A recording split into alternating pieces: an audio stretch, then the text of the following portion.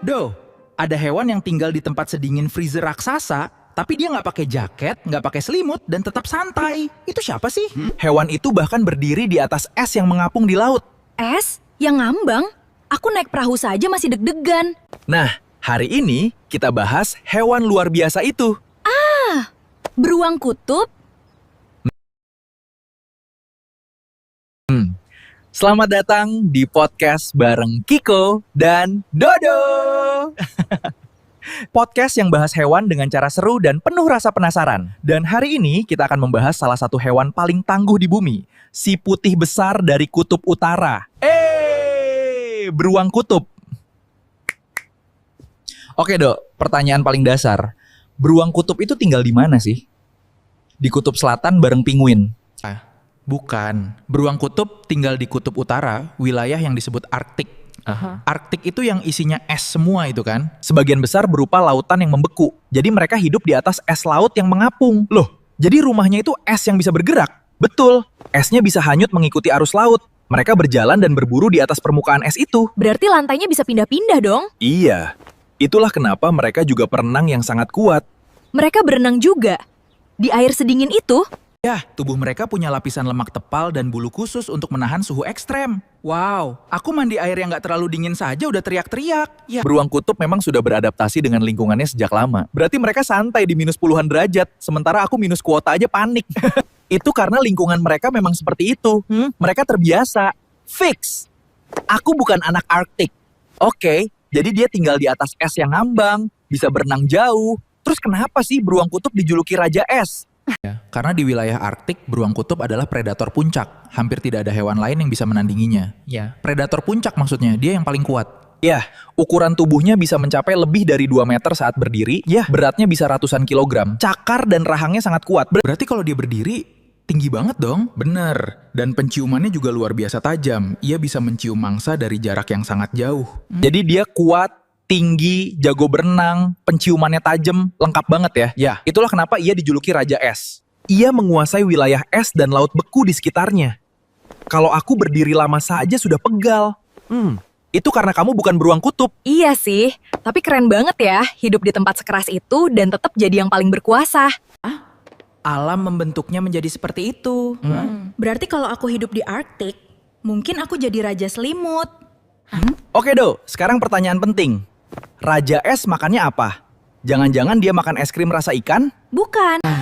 Makanan utama beruang kutub adalah anjing laut.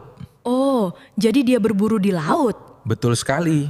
Ya, mereka biasanya menunggu di dekat lubang es tempat anjing laut muncul untuk bernapas. Jadi dia nunggu aja. Mereka bisa menunggu dengan sangat sabar, diam, tidak bergerak, sampai mangsanya muncul. Seberapa lama? Bisa berjam-jam. Berjam-jam.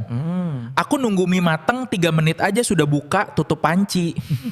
Itulah strategi berburu mereka. Begitu anjing laut muncul, mereka bergerak sangat cepat. Jadi selama ini dia kelihatan santai, tapi sebenarnya lagi fokus total. Tepat sekali. Kesabaran dan tenaga mereka sangat penting untuk bertahan hidup. Berarti nggak tiap hari makan dong? Tidak selalu.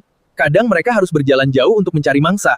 Bahkan bisa beberapa hari tanpa makanan. Beberapa hari tanpa ngemil. Ya, tubuh mereka punya cadangan lemak tebal untuk membantu saat makanan sulit didapat. Pantas aja tubuhnya besar. Itu bukan cuma gaya, tapi bekal hidup ya. Bener, setiap bagian tubuh mereka punya fungsi. Ya, jadi Raja Es itu bukan cuma kuat, tapi juga sabar banget. Dan sabar adalah bagian penting dari cara mereka berburu. Kalau aku disuruh nunggu mangsa 3 jam, mungkin mangsanya malah kasihan lihat aku. Aku masih nggak habis pikir. Suhu di sana bisa minus puluhan derajat. Kok mereka bisa tetap hidup? Karena tubuh beruang kutub memang dirancang untuk itu. Rahasia pertamanya apa? Lapisan lemak tebal di bawah kulitnya. Lemak itu berfungsi seperti jaket alami. Jadi dia pakai jaket, tapi dari dalam. Bisa dibilang begitu. Selain itu, bulunya juga sangat tebal dan berlapis. Bulunya putih supaya nggak kelihatan ya? Ya, itu membantu mereka berkamuflase di salju. Tapi uniknya, kulit mereka sebenarnya berwarna hitam. Hah? Serius? Serius, kulit hitam membantu menyerap panas matahari. Jadi luar putih, dalamnya hitam. Canggih banget. Dan telinga serta ekornya kecil supaya panas tubuh tidak mudah hilang. Detail banget ya desainnya. Ya, Semua bagian tubuhnya punya fungsi untuk bertahan di suhu ekstrim. Aku jadi merasa, mereka siap banget menghadapi dingin. Sementara aku siapnya cuma cari hoodie. Itulah hebatnya adaptasi alam. Fix. Kalau ada olimpiade tahan dingin, aku gugur di babak pertama. Oke Dok, tadi kita bahas yang keren-keren. Sekarang ada fakta lucu nggak sih tentang beruang kutub? Ada. Pertama, meskipun terlihat putih, bulu beruang kutub sebenarnya tidak benar-benar berwarna putih. Hah? Tadi kulitnya hitam, sekarang bulunya bukan putih? Ini beruang apa ilusi optik? Bulunya transparan. Warnanya terlihat putih karena memantulkan cahaya dari salju di sekitarnya. Jadi dia kayak pakai filter alami. Bisa dibilang begitu. Fakta kedua, beruang kutub sangat suka bermain saat masih kecil. Main apa? Perang bola salju? Mereka berguling di salju, saling kejar, dan latihan berburu sambil bermain. Lucu banget pasti ya, bayi beruang kutub guling-guling di salju. Anaknya lahir sangat kecil, bahkan beratnya kurang dari 1 kilogram. Serius, sekarang bisa ratusan kilogram. Glow up level Arctic. Fakta lainnya, beruang kutub punya penciuman luar biasa. Mereka bisa mencium anjing laut dari jarak lebih dari 1 kilometer. 1 kilometer, aku nyium bau mie instan aja kadang telat. Dan satu lagi, meskipun terlihat lambat saat berjalan, mereka bisa berlari cukup cepat dalam jarak pendek. Berarti jangan tertipu tampilannya ya. Betul. Kesimpulannya, dia kuat, sabar, tahan dingin, penciumannya tajam, waktu kecilnya gemes banget, kok lengkap banget sih? Itulah beruang kutub. Aku merasa makin kagum, sekaligus makin sadar, aku nggak cocok tinggal di Arktik. Tadi kita udah bahas tempat tinggalnya, kekuatannya, cara makannya, tapi aku jadi kepikiran. Apa itu? Kalau es di Arktik mencair, rumah mereka gimana? Itu memang tantangan besar. Es laut di wilayah Arktik semakin berkurang karena perubahan iklim. Berarti tempat mereka berburu juga ikut berkurang ya? Betul. Karena mereka bergantung pada es untuk mencari makan.